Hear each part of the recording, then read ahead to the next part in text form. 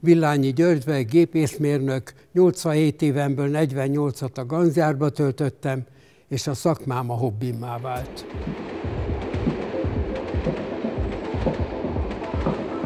A családban nem volt semmi vasúti affinitás. Bennem volt olyan ambíció fiatal koromban, hát repülőgép, autó, vonat, minden, hogy én gépészmérnök leszek.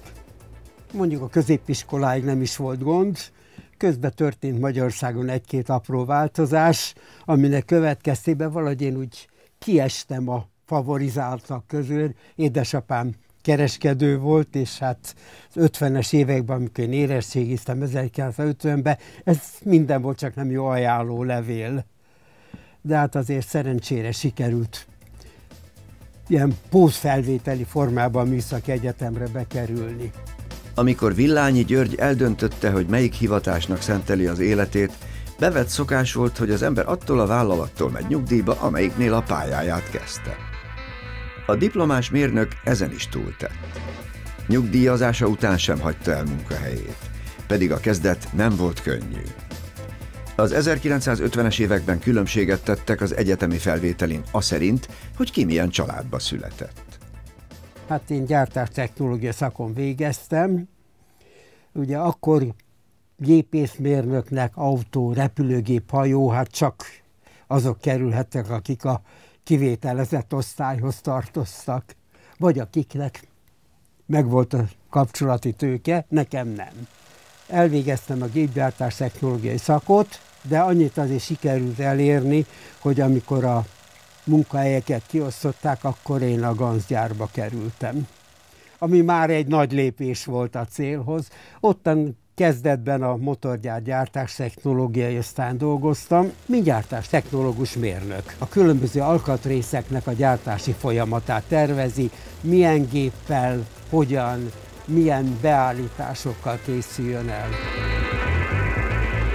56 első fél évében valahol valakik fölfigyeltek arra, hogy hát én beszélek nyelveket.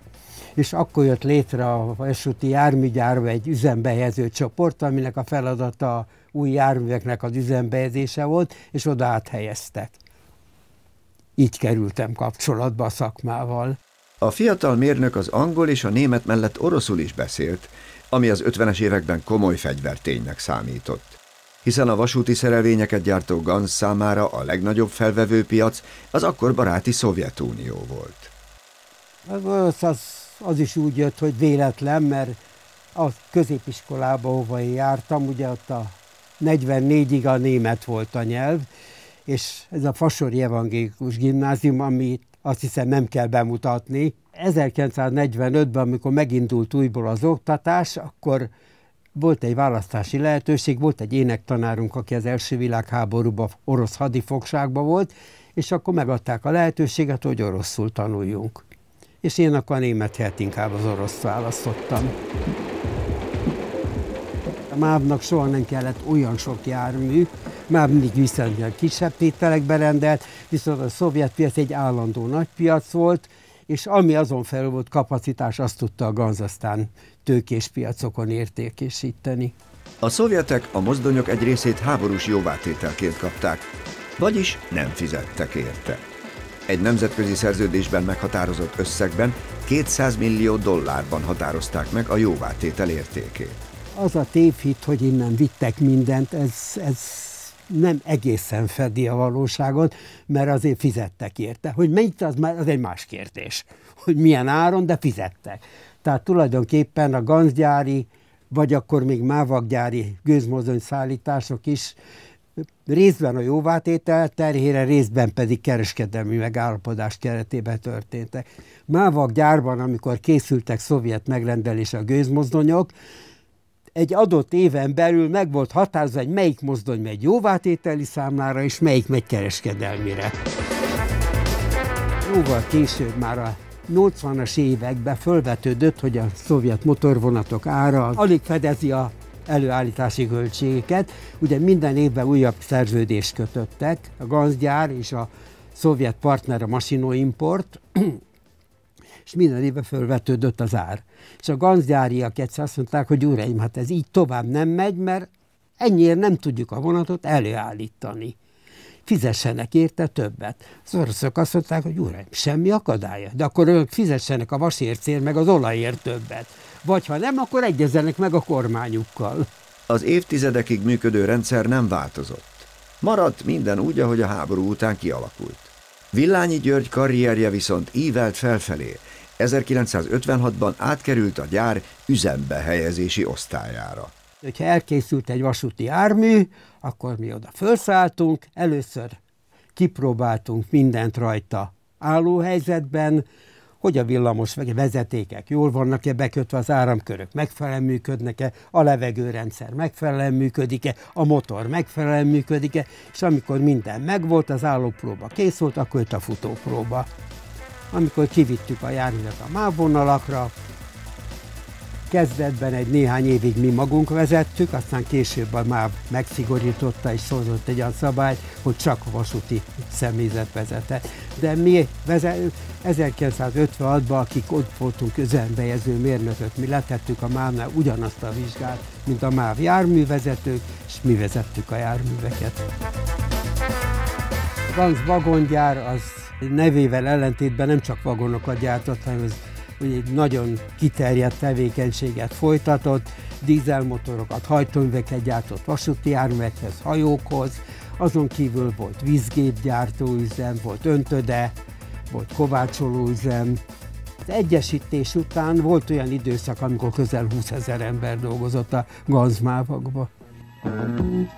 A Ganz 1959-ben egyesült a mávaggal, és létrejött az ország egyik legnagyobb gépgyára. Egyesítés abszolút logikus volt.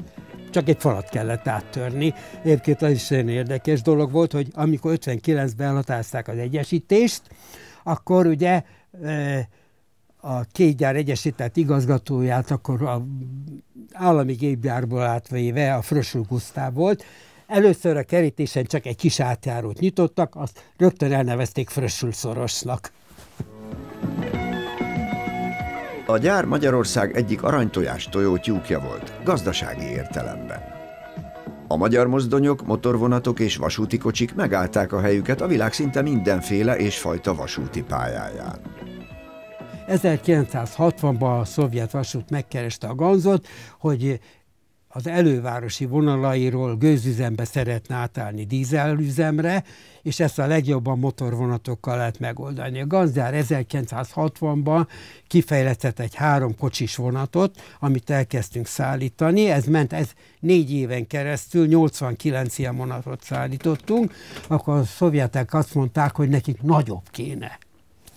Akkor terveztünk egy 4 részes vonatot, egy jóval erősebb turbofeltöltős motorral, 2x750 lóerő volt a meghajtóerő, és 4 kocsis vonat. 1964-ben készült el az első 5 ilyen vonat, és akkor a Ganz gyár azt mondta, hogy Gyuri, kimész ezzel az 5 vonattal Vilniusba. Ugye a Vilnius volt a Szovjetunió legjobb üzemelőhelye, ott próbálták ki az új vonatokat mind, Litvániában. Kimész és beindítod az üzemet.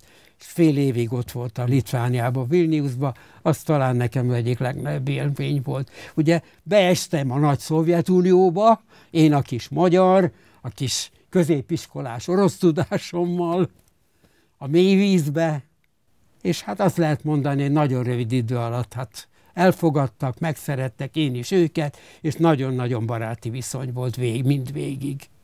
Az oroszok azt mondták, és mondják ma is, hogy a Ganz vonatokat azért szerették, mert azok +50 és -50 között bármikor működtek.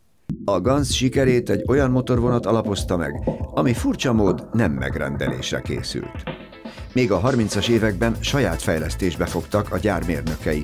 Ebből született az Árpád motorvonat, aminek különböző változatai és továbbfejlesztett típusai a világ majd minden kontinensére eljutottak. A motorvonat egyetlen megmaradt működőképes darabja a Közlekedési Múzeum gyűjteményének egyik legszebb vasúti járműve. Áramvonalasság, gyorsaság. Az első olyan vasúti jármű volt Magyarországon, aminek a formai kialakítását szélcsatornába próbálták ki. MÁV részére összesen 7 darab készült, de tulajdonképpen ez alapozta meg a Ganz-gyárnak a világhírét. Ennek az emlőin születtek azok a járművek, amik az egész világon elterjedtek, Argentínába, Egyiptomba, Kelet-európai országban, Csehszlovákiában, Romániában, Lengyelországban volt hasonló, sőt, hát még egy mintakocsi Angliába is készült. Egy korszakalkotó új jármű volt, amihez hasonló akkor talán csak Németországban a híres Fliegende Hamburger volt, az egy 2 kocsiból álló vonat volt. Európában ezen kívül akkor még ilyen nem volt. És ugye az az érdekesség, hogy végén Magyarország egy kis ország volt. Szinte a térképen se volt, nem ismerték. És megjelenik egy gyár egy olyan termékkel, amilyenhöz hasonló a világon nem sok van. Hogyha megnézi ezt a motorkocsit kívülről, teljesen áramvonalas, alul minden le van burkolva, az ajtók teljesen besimulnak a jármű oldalfalába, a lépcsők nem látszanak, ha megy a vonat, tehát teljesen áramvonalas burkolt jármű, ami lehetővé tette, hogy ebben a 240 lóerős motorral 110 km/h sebességgel tudott akkor közlekedni. Ugye ezt a gyár, mint mondottam, saját kockázatára építette meg, de a MÁV megtetszett, megvásárolta először 2 darabot, majd később az évek folyamán még 2-t, majd még 1-et, úgyhogy 7 darab lett a végén. Na most mit csináltam már vele a motorkocsival? Kitalálták azt, hogy nemzetközi járat, Budapest-Bécs. És Budapest-Bécs között ez a jármű a határon egy rövid megállással, ahol ugye a vámos meg határőr leszáll, 2 óra 53 perc alatt teljesítette a Budapest-Bécs távolságot. Érdemes megnézni a mai menetrendet. Bejárta egész Európát, Ausztriába például hosszú bemutató úton volt, a Semmeringen. Osztrákok azt mondták, hogy ha a Semmeringre fölmegy, akkor minden jó. Fölment. Akkor volt egy óriási balkáni bemutatóút, Jugoszlávia, Bulgária, volt bemutatóúton Lengyelországban, Csehországban, Románia megvette a licenszet. Hát az Andok az már ennek egy utóda volt. Tehát ez nem pontosan ez a típus, hanem a helyi igényeknek megfelelően. Ugye az argentin államvasutak volt a Ganz-gyárnak a legnagyobb partnera. Nagyon sok vonatot szállítottunk, ugye ilyen motorkocsikat is, meg később már 2 és 3 részű vonatokat. Mert régenben az a fejlődés útja az volt, hogy ez egy egyedülálló jármű volt, később a Ganz-gyár azt mondta, hogy akkor csináljunk vonatot belőle. Később kifejlesztettek egy többszörös távvezérlőrendszert, ami azt jelenti, hogy egy vezetőállásból több gépes egységet lehet vezérelni. Ezt is a Ganz-gyár saját maga, mindent a gyár maga fejlesztett ki, ami lehetővé tette, hogy 2 és 3 kocsis vonatokat gyártsunk, amelyek az elején végén volt egy motorkocsi. A 3 részes vonatok közül először volt az úgynevezett Bariloche vonat, amelyik Dél-Argentínába egy Bariloche nevű fürdőhelyre vitte az utasokat. Volt egy másik, azt tudják, hogy Catamarca. Volt egy, ami Buenos Aires környékén vitte az utasokat, az volt a Suburbano, annak kicsit más volt az elrendezése, ilyen elővárosi forgalomra, több ajtóval. Még volt egy típus, a Rosario, ennek meg az az érdekessége, hogy ez 41-ben készült el, nem lehetett már kiszállítani, itt maradt. 10 darab 3 részes vonat, 44-ben kimenekítették a Dunántúlra, valahol erdőbe elrejtették a légitámadások elől, majd 45 elején, amikor a szovjet és magyar kormány megállapodott a jóvátételi szállítások tételes listájáról, akkor megjelent a tételes listában 10 darab motorvonat. És akkor a Ganz-gyárba ezeket a Rosario motorvonatokat szovjet nyomtávra átépítették, szovjet igényre kismértékű átalakítások, és ezek lettek az első export motorvonataink a Szovjetunióba, ahol nagyon szerették őket, én 1964-ben még találkoztam velük. A szovjet megrendelések a gyárnak, a Ganz pedig a szovjeteknek volt fontos. Amikor Nikita Hruscsov Magyarországon járt, el is látogatott a gyárba. A gyáron belül még a ősidőkből származott az, hogy mindenfele vágányok voltak. Na most ugye a műhelyekben a vágányokon egy jármű csak egy viszonylag nagy ívbe tud menni. A gyárban nagy ívre nincs lehetőség, tehát ott úgy oldották meg, hogy fordítókorongokat építettek a vágányba, ami rááll a jármű, csak a 90 fokkal elfordítják. Na most, mikor Hruscsov atyánk jött, akkor az összes fordítókorongot lerögzítették, lehegeztették, hogy meg nem mozduljon, mert ugye amikor rámegy a jármű, de picit billeg. Nehogy már megbillegjen. Úgyhogy minden fordítókorong, ahogy most a csatornafedeleket szokták. És hát ugye a dolgozóknak azt mondták, hogy ne gyertek most arra. 68-ig voltam üzembehelyező, 68-ban kim voltam 3 hónapig Bulgáriából, a bulgár megrendelésnek a helyszíni beüzemelésére és az a személyzet oktatására, és amikor onnan hazajöttem, akkor átkerültem a tervezéshöz, ahol műszaki dokumentációs voltam, kezelési utasításokért voltam felelős. Villányi György megszerzett szaktudásának köszönhetően több tucat országban járt és képviselte a Ganzot az évtizedek alatt. Volt, ahol a gyár ajánlatáról kellett meggyőznie a megrendelőt. Volt, amikor az elkészült járművet kellett beüzemelnie, és a helyi mozdonyvezetőket oktatnia. Annak idején volt egy mondásunk, hogy a legjobb magyar utazási iroda a Ganz. Mert a világ minden részére el lehetett jutni vele. USA-ban is voltam, az egy nagyon érdekes dolog volt. Ugye a New York-i föld alatti, ami világ egyik legkiterjedtebb föld alatti hálózata, ugye tudni kell, hogy Amerikában a forgóvázak, ugye a forgóváz az, amin a jármű fut. Amerikában a forgóvázakat acélöntéssel készítik. A világon mindenütt máshogy hegesztett acéllemezekből készülnek. Na most a 70-es években az amerikaiak azt mondták, hogy ki kéne próbálni ezeket a hegesztett forgóvázakat, olcsóbb, rugalmasabb, ki kéne próbálni. Kiírtak egy pályázatot hegesztett forgóvázakra. Na most ugye egy pályázat úgy zajlik le, hogy nagyon sok cég van, aki beadja az ajánlatot. Akkor aki kiírta az ajánlatot, kiválaszt közülük 3-4-et, ezt tudják, hogy rövid lista, shortlist. Na most a New Yorkiak shortlistjére fölkerült 3 japán cég és a Ganz. Minden cégtől megrendeltek egy-egy garnitúra, tehát 2-2 forgóvázat. És a Ganz legyártotta a 2 forgóvázat, kiszállították New Yorkba, 1 hónapos tesztüzemnek vetették alá, beépítették egy New York-i föld alatti kocsi alá, és nappal meg éjszaka futkasztak Manhattan alatt. Végén az történt, hogy maradtak a megszokott öntött forgóváznál. De volt egy nagy kalandunk. New Yorkba, az Egyesült Államokba szállítottunk. Egy másik utam is volt, amikor Pittsburgh írt ki egy pályázatot közúti villamosokra, ott a helyszínen dolgoztuk ki az ajánlatot. De aztán abból se lett sok. A motorvonatokkal viszont nagy sikert aratott a gyár. Az Árpád után tervezett Hargitából is sokat rendeltek a vasúti cégek, hogy aztán évtizedeken át szállítsák az utasokat.